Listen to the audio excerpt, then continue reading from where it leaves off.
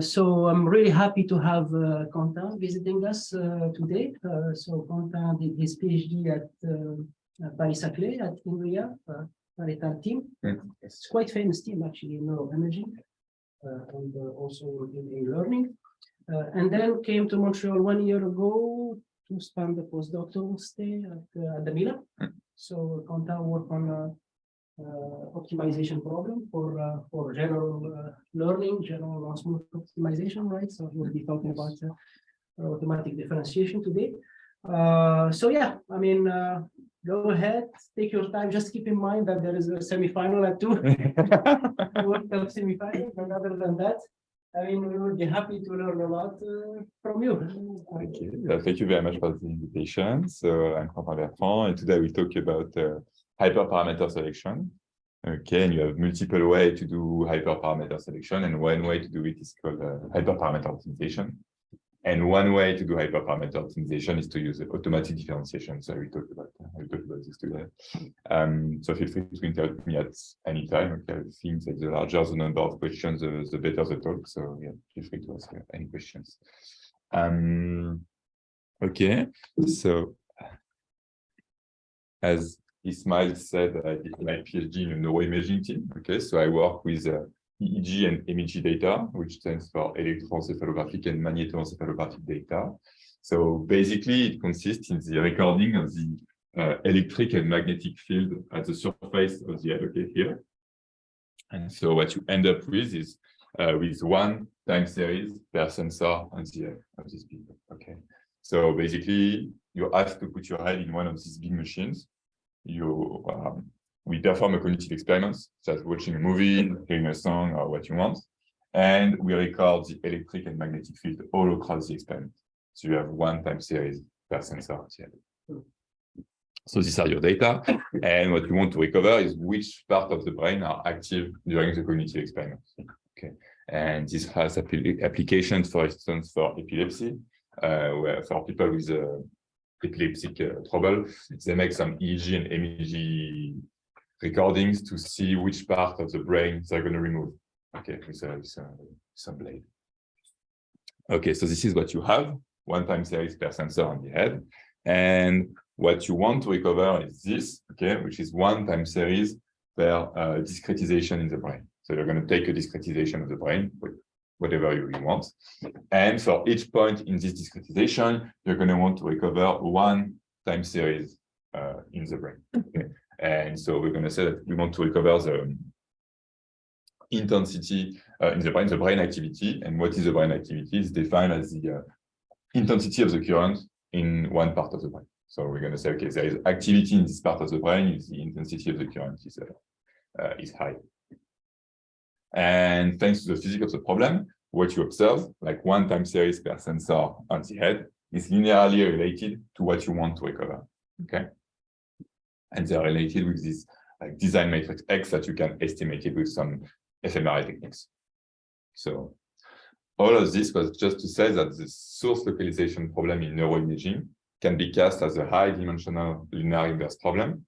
And why high-dimensional? Because you have only a few number of samples, okay, a few number of sensors, and you cannot acquire much more than a few hundreds. Okay, you cannot collect as much data as you want. But the number of features here corresponds to the discretization in the brain. So in fact, the finer the discretization in the brain, the harder the problem, okay, the larger the number of features you have. It turns out that this problem is also super noisy. I will not talk too much about it today. So basically, that's it. A multitask linear inverse problem. And okay, so this is what you have, and this is what you want to recover. Okay, which part of the brain are responsible for the observed signals? And this is typically done using optimization-based estimators. Okay, they use this a lot. And this optimization-based estimator can introduce some sparsity or group sparsity in this specific setting. That's not the goal of today. So the goal of today is not like how to solve efficiently this kind of optimization problem. So we have some efficient algorithm for this, but it's more like how to select this regularization parameter, which is going to tune like balance the data fidelity and get your prior. Okay, so now I have a question for you. Okay, so this is like these are real image data. Okay, after auditory stimulation, and what I plot here are the results of this optimization, this estimator. Okay, based on an optimization algorithm for multiple value of the regularization parameter. Okay, and so what I plot are the reconstructed sources in each hemisphere of the brain. Okay, so for one value of lambda, you have two hemispheres. Okay, so you have two brain. And so if you choose a large value of lambda, you have a few number of sources. But if you choose a smaller value of lambda, you have a larger number of sources. Okay? And my question for you is, how do you select this regularization parameter?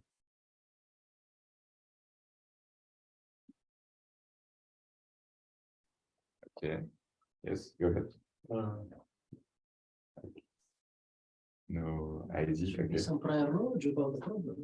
Yeah, you can have some prior about the problem. Yes, you can do this, but this is not usually. Yeah, you can do it. That's definitely one road. Okay, but okay. And usually people say cross validation, and this is my trick because you get. Sorry. Sorry. What is the ground truth here? I mean, you don't know. Yeah, that's the problem. Right? You don't know. The question is, how do you select if you don't know the ground truth? That's the thing. And okay, so you have like multiple ways of selecting your regularization parameter. So one way is some kind of a statistical way of selecting it. So you do a lot of very strong assumption on your design matrix X, such as like restricted isometry, kind of very strong like assumption. But it does not work like super well in practice. Like it's too strong, and especially for the design matrix we have like here. So these are not some RIG random data that we collect. Okay, this is encoding the geometry of the brain of the people. So this is absolutely not respecting like the classical restrictive isometry properties or this kind of thing. This is something which is very geometrical and not like random and decorative.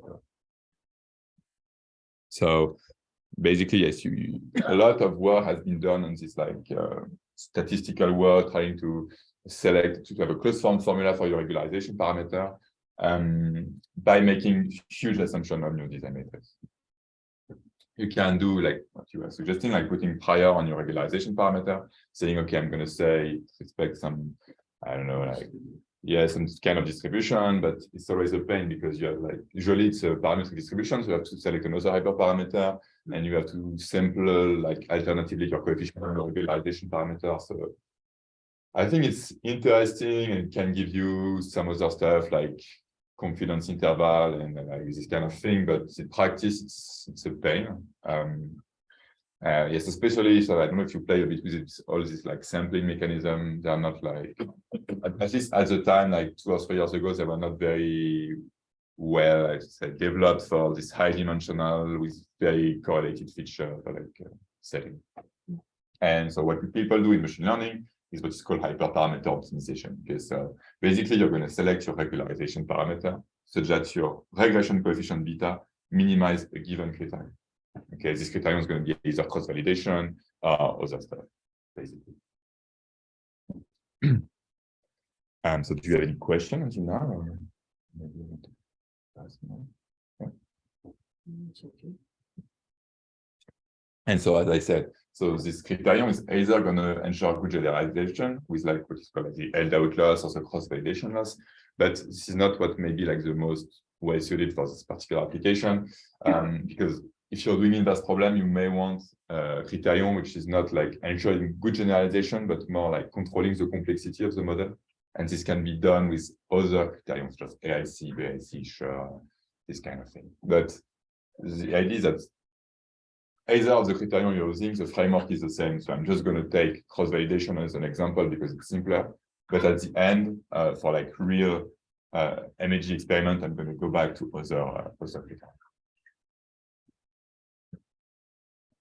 So, okay. So in a very concrete way, how do you select your hyperparameter?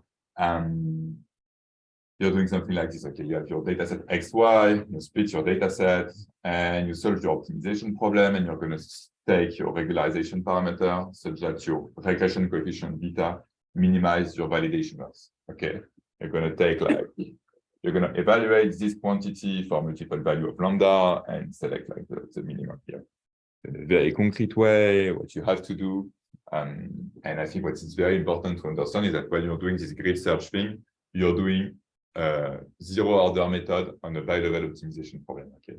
Because at the end, what you want to minimize is this function as a function of lambda, okay? And when you're doing grid search, what you're doing is that, okay, I'm taking one value of the regularization parameter lambda, I solve an optimization problem, I compute this quantity, and I do it again, okay? So I'm going to take another lambda, another one, and for each of these points, you have to solve an optimization problem, compute this quantity, and at the end, you're taking the minimum. So what I'm saying here is that this is a bilevel optimization problem, and you're solving it with a zero-order method, okay? Because you're just evaluating this function on a finite number of points. And if you're doing like grid search, random search, or Bayesian techniques, these all are zero-order methods, which are more or less clever because you're evaluating your function on a more or less clever points. But the idea is the same, that you're not using like the first order methods. And the idea is that, okay, when you see this curve, okay, which is like on real data from LibSVM, you can see that it's kind of smooth and that you may want to use some first order methods, okay, to solve this bilevel optimization problem. So maybe just a note, why is this a bilevel optimization problem? Because you have one optimization problem inside another optimization problem. So you have this thing which is called the inner optimization problem, and this thing which is called the outer optimization problem. And the idea is that, okay, let's assume that this function as a function of lambda is differentiable. Then we can just simply compute the gradient and apply some usual first order method. Okay, so I don't know how to say it, but for the rest of the talk, I'm going to focus on how to compute this gradient with respect to the loss, and not the global convergence of the problem, which is out of reach and too hard, at least when the problem is not smooth. But the idea is really going to be like, how can we compute like efficiently this gradient for one regularization parameter? And then I'm just going to apply some first order method, either DFGS, gradient descent, or this kind of thing. Okay. Yeah, and just to let you know, so to show, so here in yellow you have the zero order method, and if you use the first order method, for instance, you start from here, lambda max of 10, you compute the gradient, you go here, and the same. So what you can see that first you converge in like 1 to like 4 iterations, but once you are in this zone, like the optimization problem are very closely one from the other. So if you're warm starting the solution, it's very cheap once you're so because the problems are the same, basically. And so this is in like for one-dimensional parameter, but the problem of zero-order method is that they scale exponentially with the number of hyperparameters. So if you want to tune 2 hyperparameters for this estimator, for instance, when you want to tune the amount of L1 and L2 squared norm, what I'm plotting here as a level set of the validation function from the data set from SVM. And what you can see is that, okay, the grid search, the zero-order method, you have to evaluate it on a grid, okay, on a 2D surface. And so you have to solve one optimization problem per point on the grid. Okay? And if you use the first order method, then you start from lambda max over 10 here, you compute the gradient, you go here, and in like, okay, let's say less than 10 steps, you converge to the minimum, and the same as before. Once you reach this zone, like the optimization problem that you're solving are very close, the one from the other. Okay, so basically it's very cheap. Okay, so maybe now we're gonna like tackle the hard stuff in some sense, because what I showed you was only like gradient descent plots. Okay, so the real question is how to compute the gradient of this loss with respect to lambda. Okay, and this is what I will do like in the main.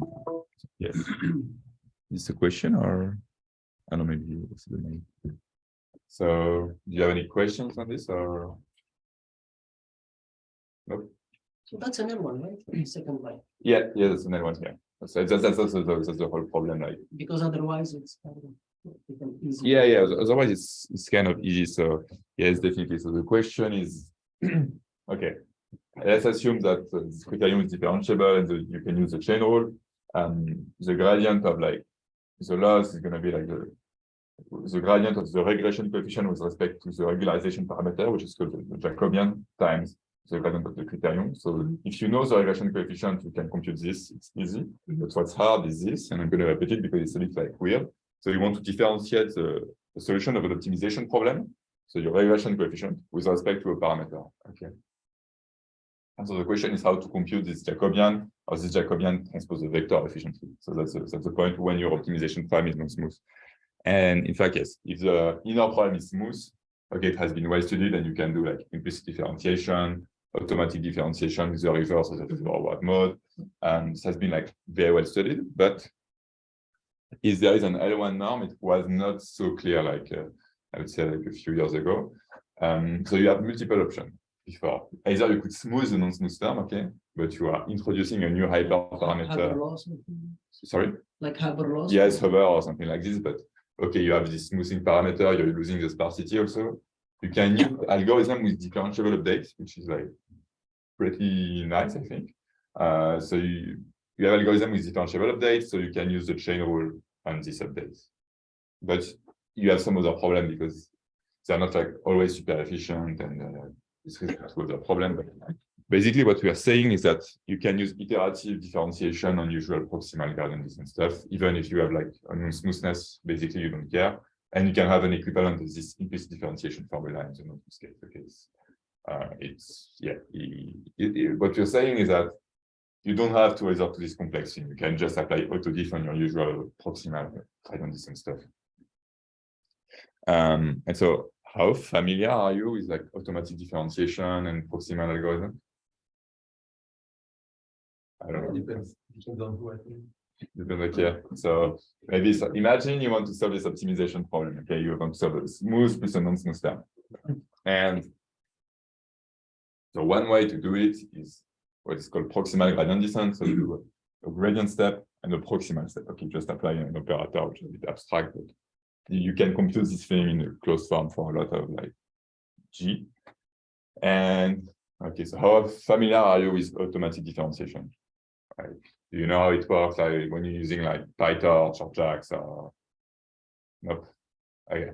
So basically, you're doing these steps, okay. And one way to compute like the gradient is to use so the chain rule, and so you have this optimization problem. You're using an iterative solver, okay, which is a composition of application. You're using the chain rule to compute the derivative with respect to one parameter. You end up with a large product of metrics. Okay. If you compute this product in one sense, it's called forward mode automatic differentiation. If you compute this product in another sense, it's called backward automatic differentiation. So the backprop is what's implemented in PyTorch, and if you use JAX, you can use the forward mode and some other modes. And what I'm saying is that for this kind of optimization problem, there is also another mode which is called implicit differentiation, which I will present later. And so basically, I'm just going to present the idea of the forward mode differentiation here, which I think is very intuitive. The idea is simply to differentiate each line of code with respect to the parameter you are iterating. Okay. So here I want to differentiate this with respect to lambda. So I'm just going to take this equation and differentiate it with respect to lambda. Okay. Just a bit of notation. I recall that Jacobian here is exactly the derivative of beta with respect to lambda. So if I apply the chain rule here, I end up with this thing. And I'm going to do exactly the same thing for this step. Okay. So here you have to be careful because lambda is hidden in this variable and in here. Okay. So you will have to differentiate like you will have two terms in your derivative. Okay. So the derivative with respect to z, okay, and plus the derivative with respect to lambda. So all what I'm saying here is that you have an optimization problem. You're creating a sequence of Jacobian. In some case, if this is smooth, you know that it's going to converge. If this is non-smooth, you don't really know. Okay, because when you think about it, this may not have any sense. You know, like if you take the L1 norm, proximity operator has non-smoothness, so you're taking like partial derivatives, which may not have any sense. This could be some gradient, for instance. Yeah. Okay, and the idea that you're saying that you don't care, basically. Oh, sorry about that. Should disconnect my Skype. figure it. Okay. And so I think that this is like one of the very nice plots here. I think you can like forget it and just focus on this plot. So if you plot the difference between the iterates and the true coefficient as a function of the number of epoch, so we're doing coordinate distance, so just think of it as a function of the number of iteration. What you can see that at some point you have some linear convergence, okay, for all the data sets. Okay. And what you're plotting also is like the difference between the iterates of the Jacobian and the true Jacobian as a function of the number of epoch here.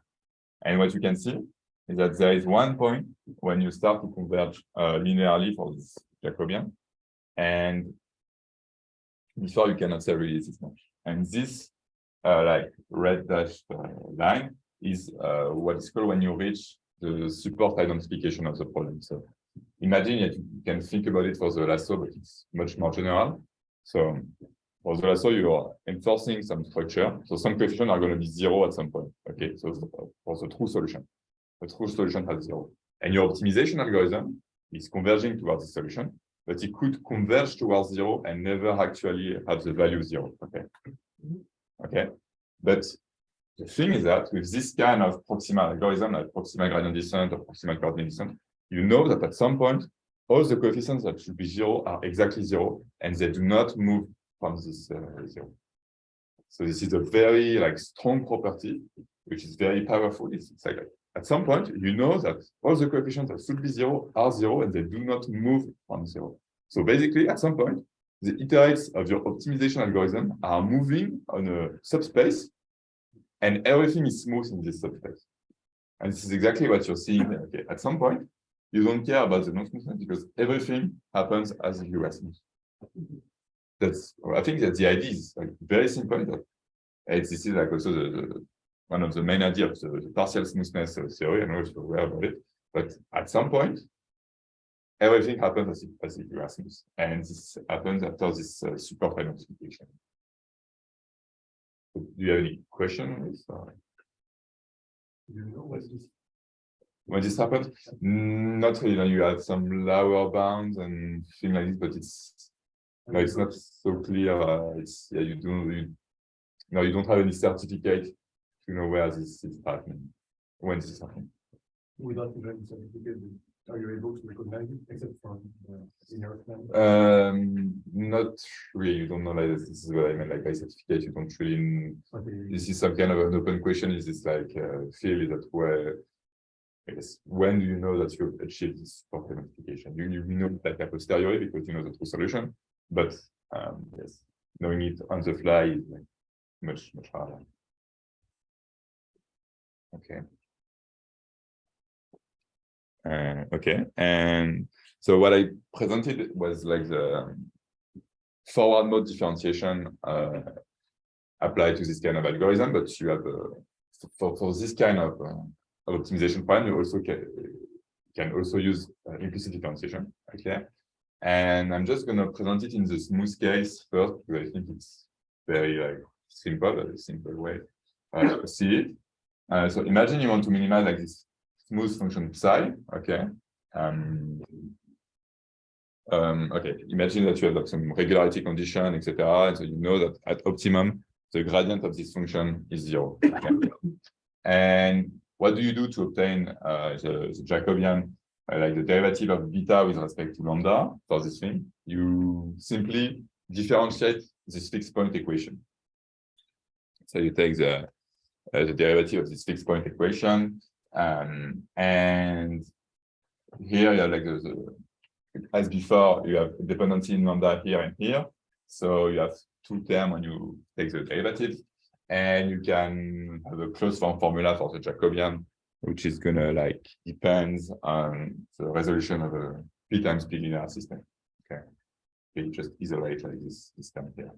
But basically, in practice, what you need to compute is like Jacobian transpose a vector. Okay, so we only have to invert a linear system of size p, but which can be like huge.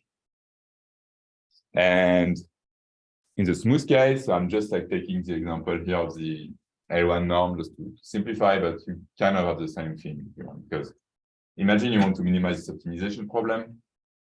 You know that at optimum, you satisfy a fixed point equation, okay, which is going to be this one. And in the same way, you can like differentiate this fixed point equation with respect to the variable of interest. So you have this, okay, as before. And the key observation is that, okay, if you like non-degenerated, okay, like the derivative of the sub-thresholding with respect to beta and lambda are going to be 0.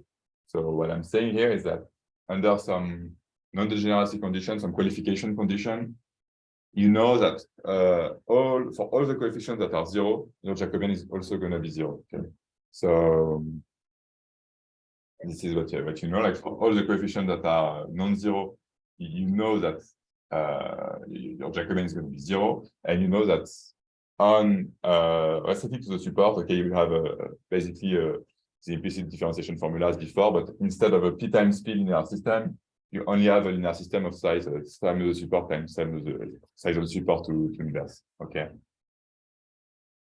Okay. And so just going back like to this experiment, like when you want to tune a 2D hyperparameters. Okay, so what I did before was how to compute one gradient. Okay, and now I'm applying like to the full optimization problem. So like for each point here, I'm computing one gradient. Okay. And I think what is very nice here, so let me explain first what it is. So what I'm plotting, I'm plotting the level set of the validation loss for this optimization problem, okay, to minimize. So you have two hyperparameters, and so you have like the level set as a function of these two hyperparameters. And I'm plotting where each of this method, like grid search, Bayesian search, and first order method, are evaluating the function. Okay, so if you're using the grid search, you're evaluating your function on the grid, okay, and you are basically solving one optimization problem per point in the grid. Okay.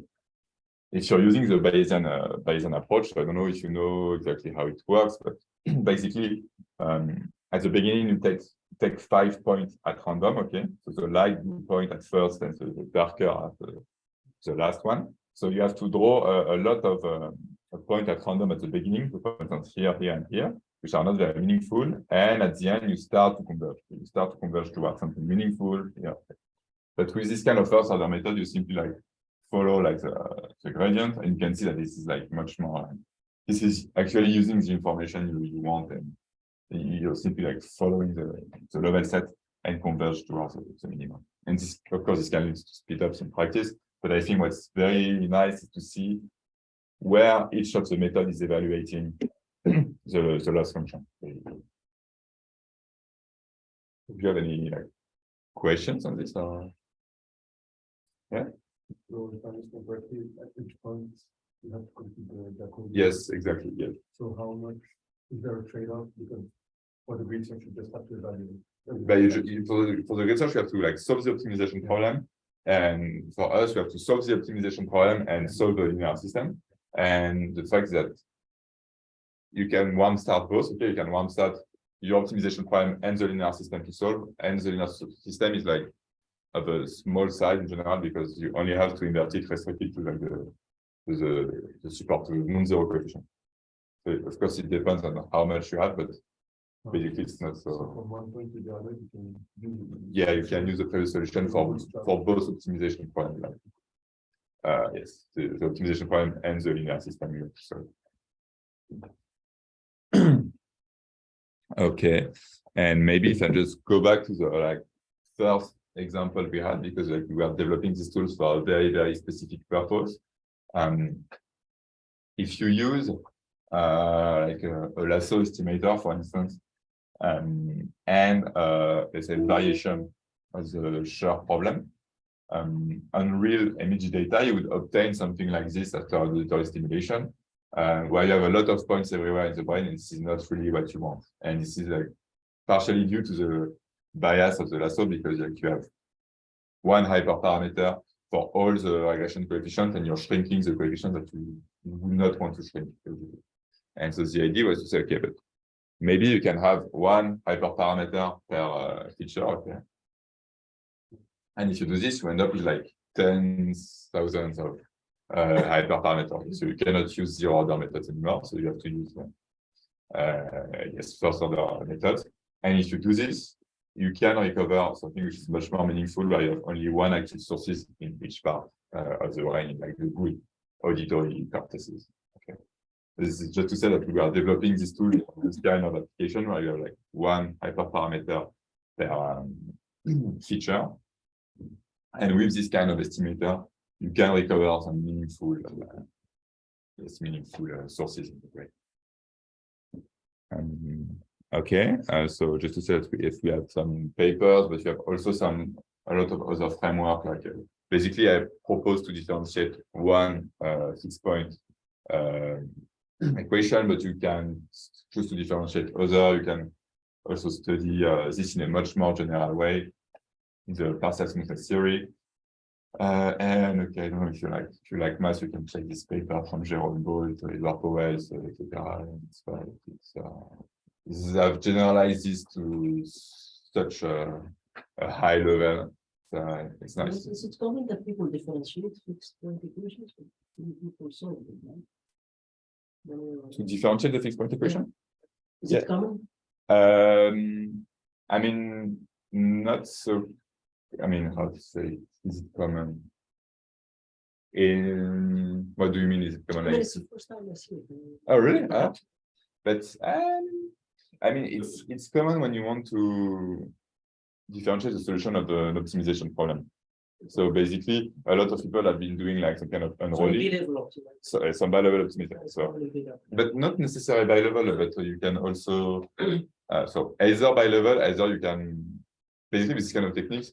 If you're doing like fine tuning or something like this, your last layer is going to be like a linear thing or what you want. Here you can just say my last layer is a lasso and I can differentiate through. So it's not only by level, it's like more, slightly more general. But yes, yes. Some people call it like differentiable optimization, like Armin differentiation, or they do it a lot. For instance, a lot of people are doing this with, I know Mathieu Blondel is doing it a lot when you want to differentiate through max or top K thing or something like this, or some balancing. You have this kind of thing also occurring. But yes, bilevel optimization is also like one application, of course. And yeah, maybe like just some questions. So this has some application, like we discussed in representation learning. It's maybe not so efficient, but it has been used at some point. But it's used like data set distillation, deep equilibrium network also. But I think that the real question are also more on the optimization side, because okay, for basically even for smoothing our problems, this kind of hyperparameter optimization, like algorithms, they exist, okay, but they are not used in practice. Okay, basically, imagine you want to tune like the regularization parameter of even a logistic regression, a two-penalty regression. People do not use this kind of thing because you have too much hyperparameter to tune. Okay, you have this nested for loops, and it's too hard. It's too painful to calibrate in practice. Okay. So I think what's really interesting and important is to try to have some algorithms which are automatic. Okay, where you do not have any like crucial hyperparameter to tune, because otherwise people just don't use it. So I did not talk a lot about it, but you have this nested for loops. Okay, so you have a for loop to solve your optimization problem, compute your gradient, and you have another for loop to update your hyperparameters. And so it has a lot of impact on, for instance, in this meta-learning thing, as a generalization of your representation. Okay, so if you do too much or not enough iteration, it can have a lot of impact, and like maybe you have like 10 to 20 points in prediction. Yeah, in the inner iteration, exactly. And it's very like it's sad, but it's super dependent on this number of iteration. And I think that's another like question which is not so clear. Like this, so I propose to differentiate one fixed point equation, but it's not clear that there is like one optimal fixed point equation to differentiate. Yeah, it's not so clear. Basically, you could take multiple fixed point equations, and they might not lead to the same value of the Jacobian. So I think it's an open question now. Okay, thank you. Yeah.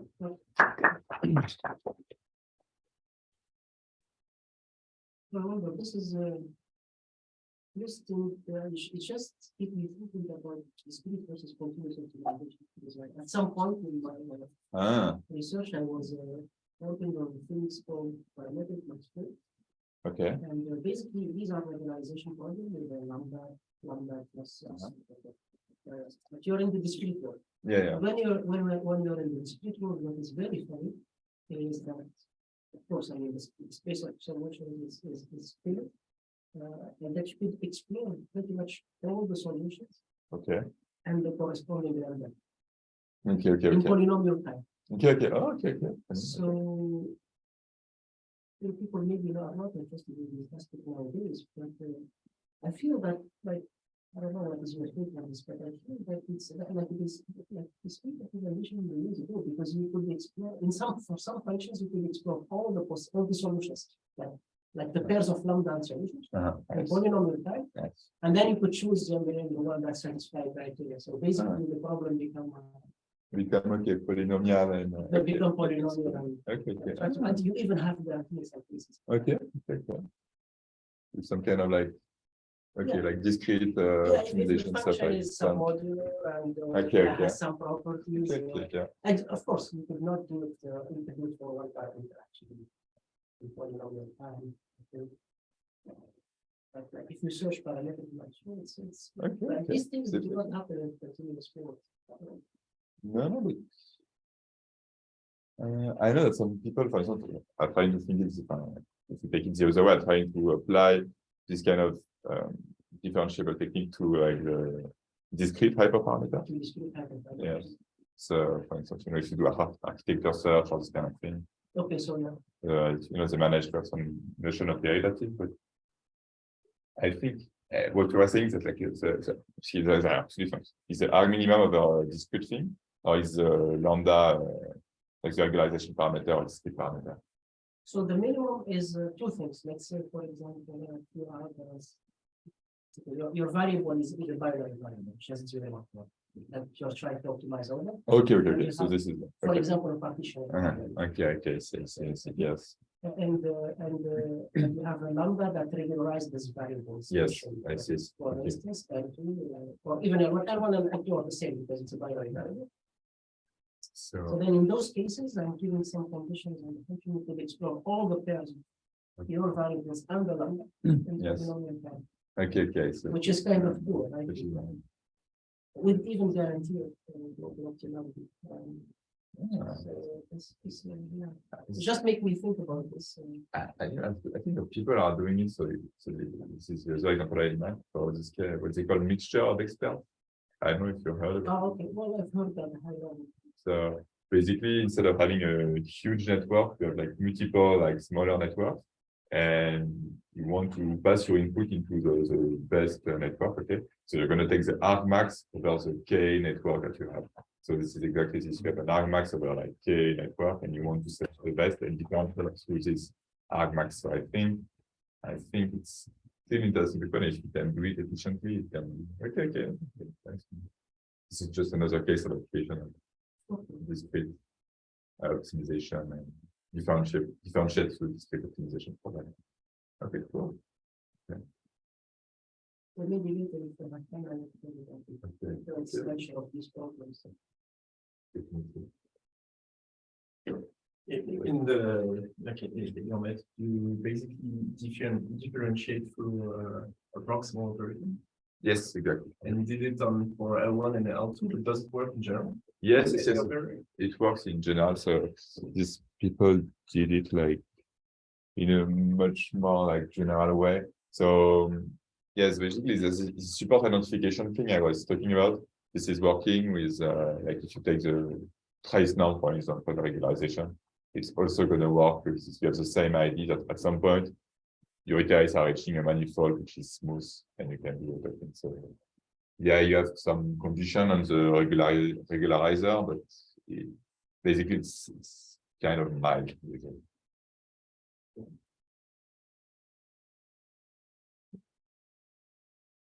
Questions? Yes. Could we go back to the initial bilevel optimization? And then could you explain why considering the problem is relevant? Like, you mean, Is it like, is it a common way of assuming the best?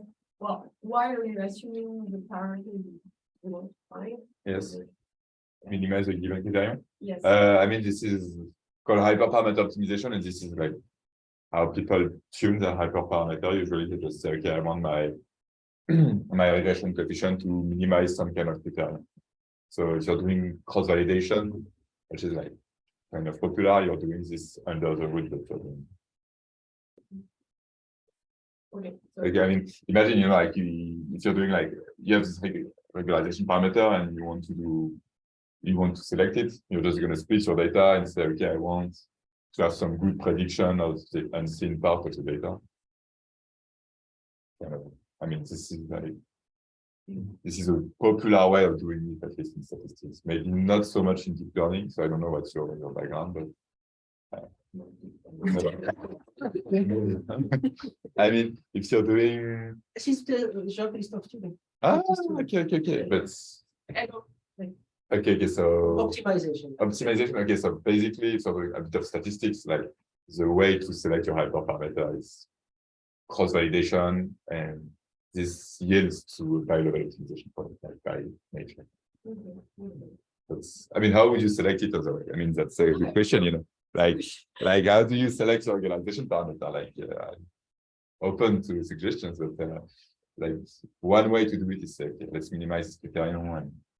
But I know that Jean-Christophe worked on this short, and you must be that's probably. And are you assuming anything about knowing, or like your data there is no like, I mean, there is no assumption on the model here. It's like purely optimization thing, like assume like smoothness of your like data fit and some regularity on your regularizer.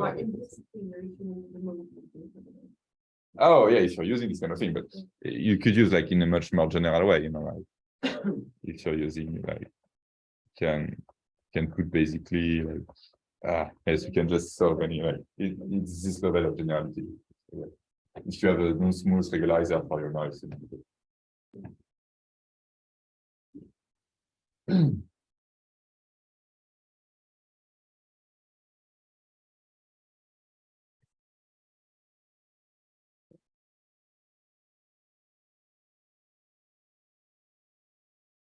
Other questions?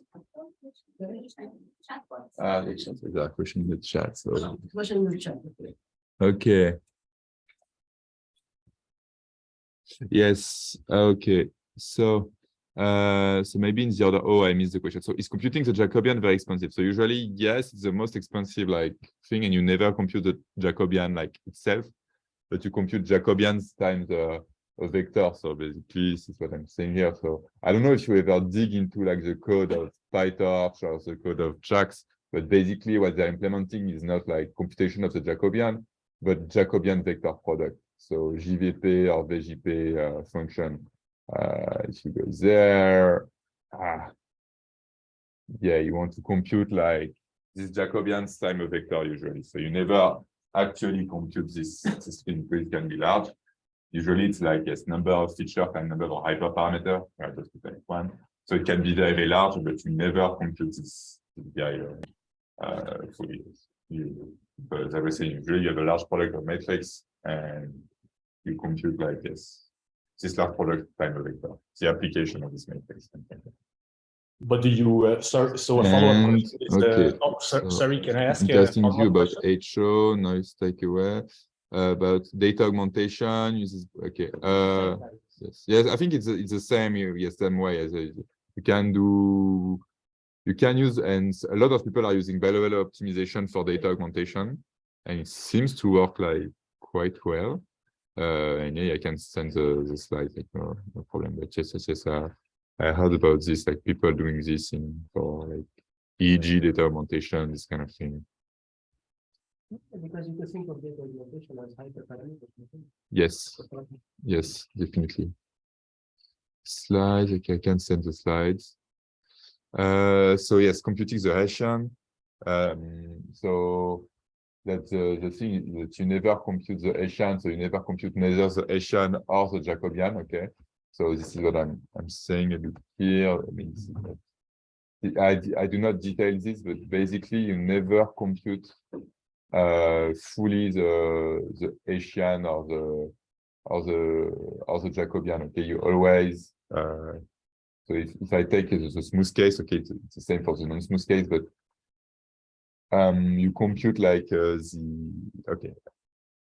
you have to compute like the Jacobian transpose time a vector. Okay, so you have to solve this linear system, and usually you don't have to form the Hessian entirely. You can like multiply efficiently your Hessian times the vector. So if you have to form the Hessian, then basically you're dead because it's too big. But you can multiply usually efficiently times your Hessian. Yeah. Okay. Okay. All right. So for those who are connected, we have another short talk by Ségolène. 20 or 25 minutes. So stay there if you want to. And let's thank again, Quentin. Thank you.